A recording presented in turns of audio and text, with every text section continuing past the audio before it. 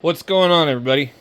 All right, so I'm out here and I left a print overnight, and I did the video for you guys on Tinkercad or how to design your own call sign and then 3D print it. So we're on the Sunlu S9 Plus, and I don't know how long it took to print it, but here's a comparison. This has actually been printed upside down because the quality was so crappy on the Ender 3 V3. So this would have been the first layer on the print bed, and I'm sorry, the last layer. You can see how it's not really presentable. But this is the last layer. I haven't even broke this free yet. So if we were looking at the two prints, I've removed a lot of stringing on this. There is some down in here, but not much. And so what I've noticed with this printer is that it seems to print pretty good. It's got a flexible mat, and it adheres pretty good most of the time. Sometimes a little too good. But I usually use something like this and just go in there and peel it off. So that's our first layer. That looks really good.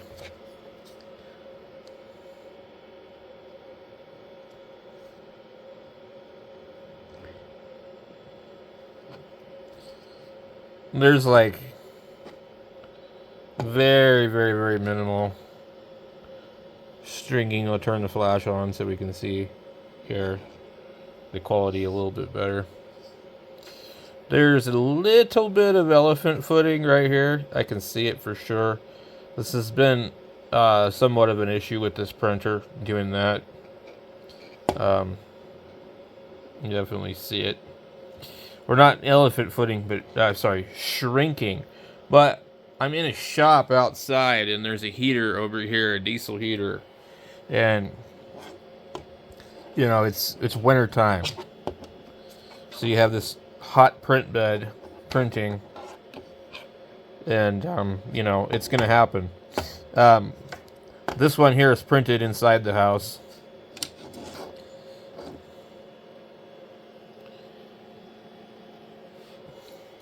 So anyways, dimensional accuracy looks pretty good on everything.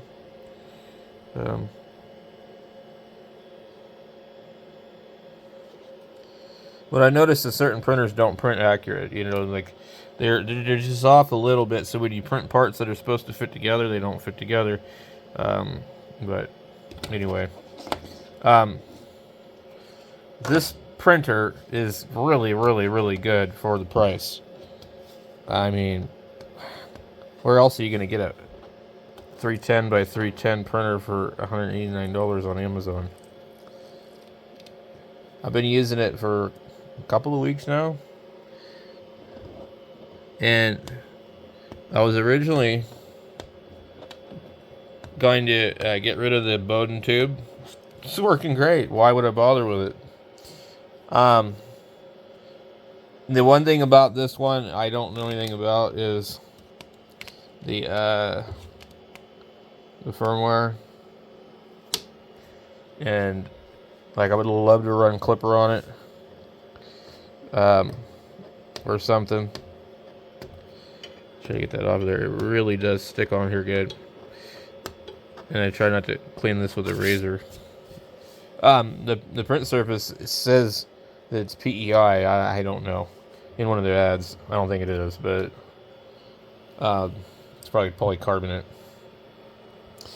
So the menu on this one here is like this. It starts here, You could go into your info, so like it tells us what we're running, firmware, company website. It shows us our working temperature here. One is for the print head, the hot end, and one's for the bed. And you go under your settings, and then you can do, I'm not going to touch the leveling, it'll do auto leveling, it'll also do auxiliary leveling. Let me just see what it does. I really didn't want to do that, but I guess now we're stuck doing it. So I'll show you what it does when it levels.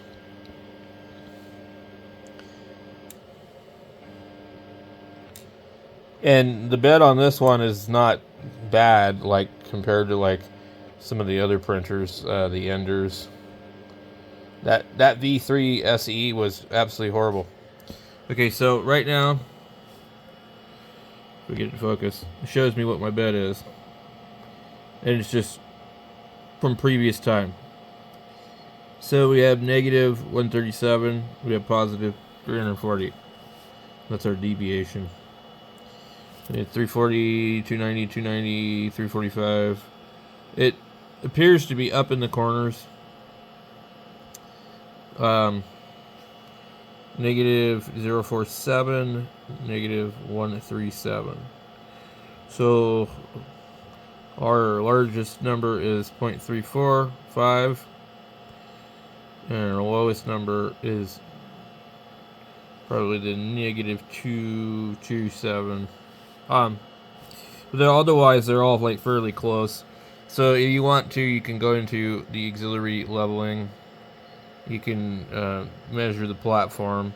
You can home the Z and do an adjustment of that. You can do this axis thing. I don't really understand it. It's just letting me know where I'm at right now. 155 on the Y, 0 on the Z, so that means I'm dead center in my bed, which makes sense. It will allow you to move the print head. And then you have the filament loading thing. I don't use that very often. I want to load or unload filament. I just heat the thing up and release it. So there's some other stuff here. You go into the dryer box, which is right here, and you can start the timer. You can adjust it. It goes up to 55. It shows me that there's a bunch of humidity right now. Go up to 55. It's going to run for 5 hours and 59 minutes and 46 seconds. And after that time, it'll just turn off. So that's a really cool added bonus. I think these are about $49 with a cord going to them and some other setup. And it just plugs into the printer over here. So I use it. I'll have another printer on the table, and I'll have it feeding that. Have this one printing. The spool's up here. This is a really, really nice printer, and the reason that I think this one's a little bit nicer than some of the other ones is that it's got dual support down here instead of a large one of these in the middle with rollers on the outside of it. So it gives you a little bit more stability because you're further out on the print bed, and you can adjust the two things. I haven't taken this apart to look and see what's inside of it, but I will do that. There's a little box here with a lid on it. But actually, I'm going to pull the face off of here and see what computer they're actually using. And then we have the motor back here. And what's also nice about this one here is that there's a rail in the back to protect all that. They've already given you the upgraded all metal single gear extruder. You don't need a dual gear. I really don't feel like you need a dual gear for these. I really don't. It seems to work just fine without it.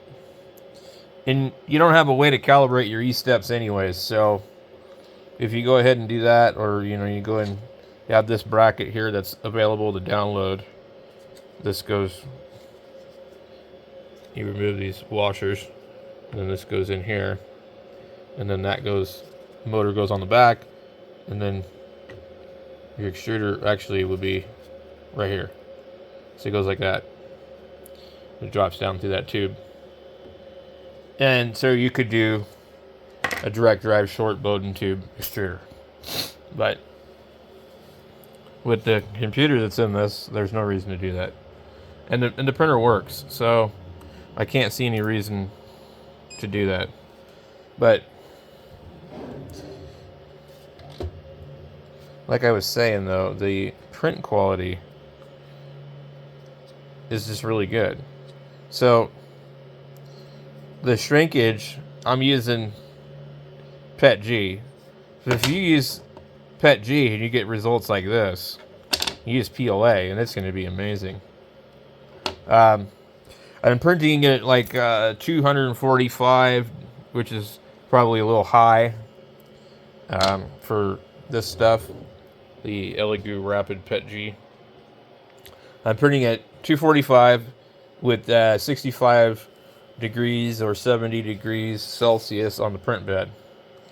And I haven't played with those numbers very much, but I've noticed on larger prints like this that I will see the shrinkage. So it's probably not the printer's fault at all. It's probably just the temperature in here changing. And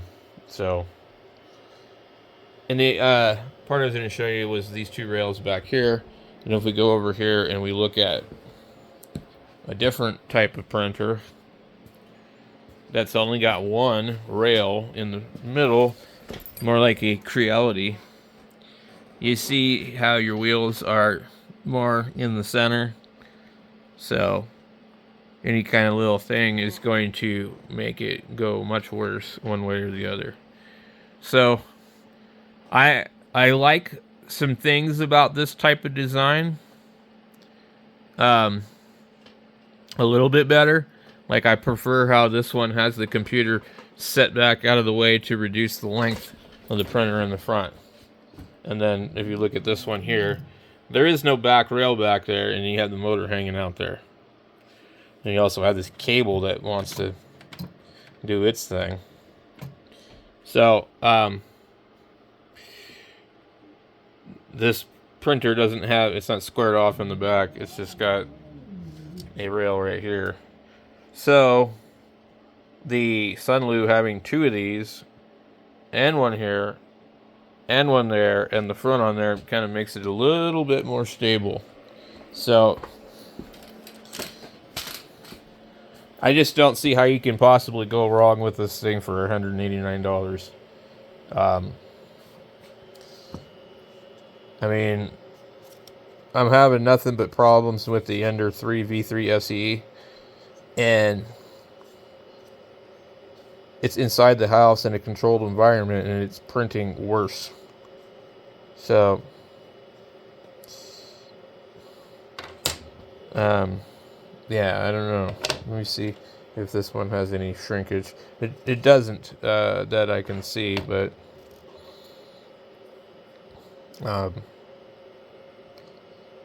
so anyway, these prints turned out good enough for me.